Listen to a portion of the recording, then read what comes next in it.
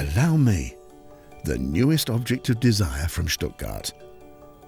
The engineers there have dug deep into their bag of tricks to make a Porsche out of an Audi. But was it all worth the effort? This is the car that makes the hearts of a lot of SUV fans beat faster, the Porsche Macan.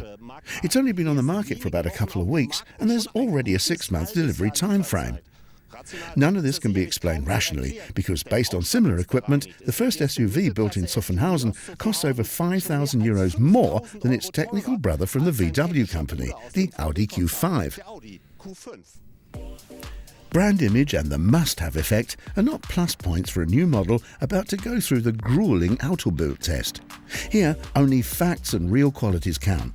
Strategically, we're also taking the Mercedes GLK along on its very first trip. All of our test cars, of course, run on diesel. Porsche justifies the extra costs of the Macan compared with the Q5 with higher constructive expenditure. The boys from Zuffenhausen offer air-sprung suspension. At the same time, the Quattro motor is headed for the museum. Instead, the four-wheel drive from the bigger Cayenne does the business, which, due to its completely variable power distribution between front and rear axles, enables a tyre mix which in turn is supposed to improve handling.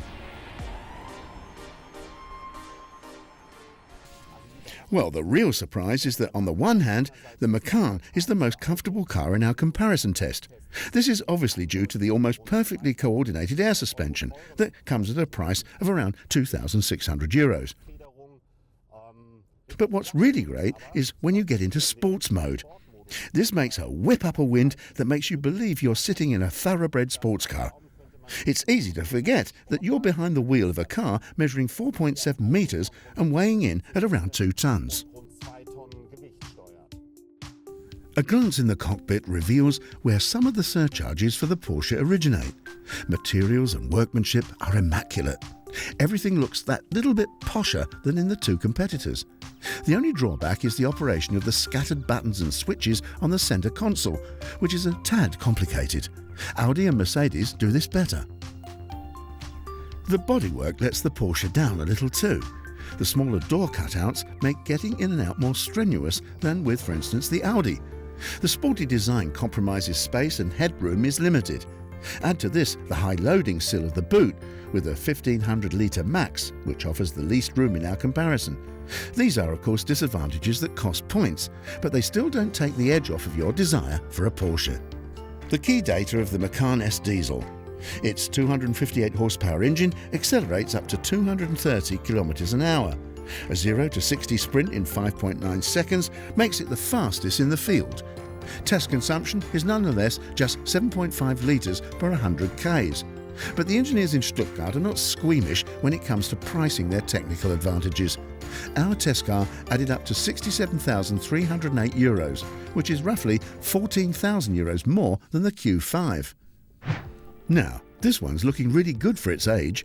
The tiny facelift has worked wonders for the Q5. Even today, its clear-cut design keeps the car looking young. OK, in the cockpit you can see the motor is no spring chicken and handling is simply not up to today's standards. But having said that, the Q5 is a real giant.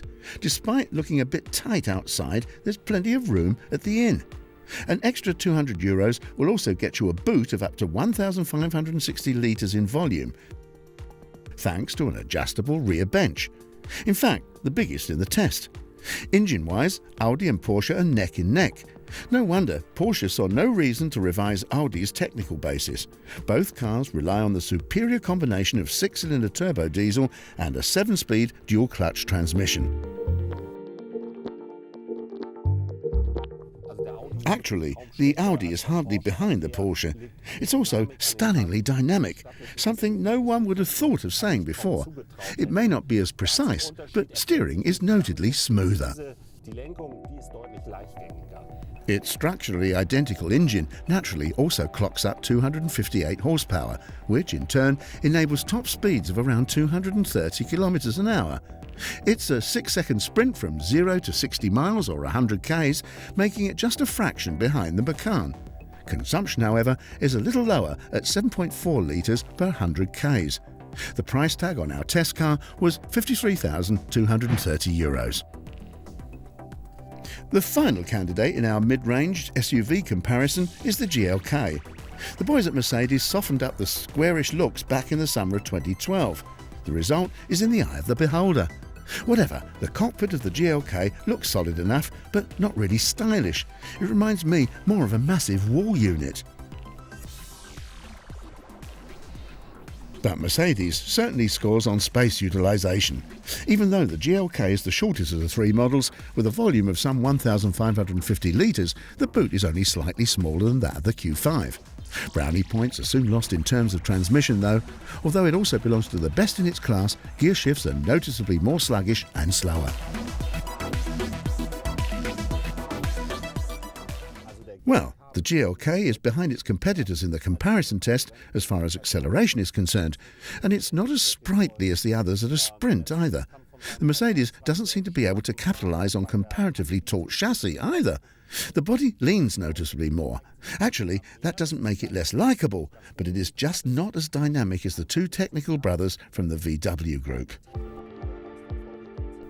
The GLK even manages a cool 232 k's with its 265 horsepower, catapulting it to the top of the list.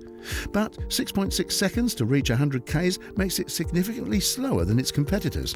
At 7.7 litres, the GLK also brags the thirstiest consumption of the trio. But at €52,302, our test vehicle is the most inexpensive. So, which one of these mid-range SUVs has the edge? And can the new Porsche Macan be beaten at all? The GLK has been on the market for just as long as the Audi, but in comparison with the latter, it certainly looks somewhat dated. The chassis is neither comfortable nor agile, and its diesel doesn't have much sparkle. It fails our test therefore, but it's still a good car nonetheless. The Macan has the best handling characteristics in our test. It's comfortable and agile, which, unique in this class, is due to the air suspension. But having said that, the difference between the Macan and the Audi is unexpectedly barely noticeable. And there's one thing we shouldn't forget here.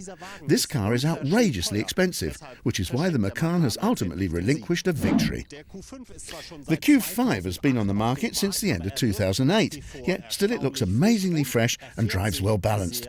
Add to this the decent amount of space inside and especially the less expensive price tag. This is why the Audi wins our mid-range SUV test. Well, who would have thought that?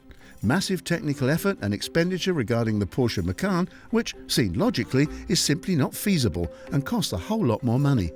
Die-hard fans will of course remain unperturbed. It's already clear that the annual production prognosis of 50,000 cars will not be enough. That's how it is with these new objects of desire.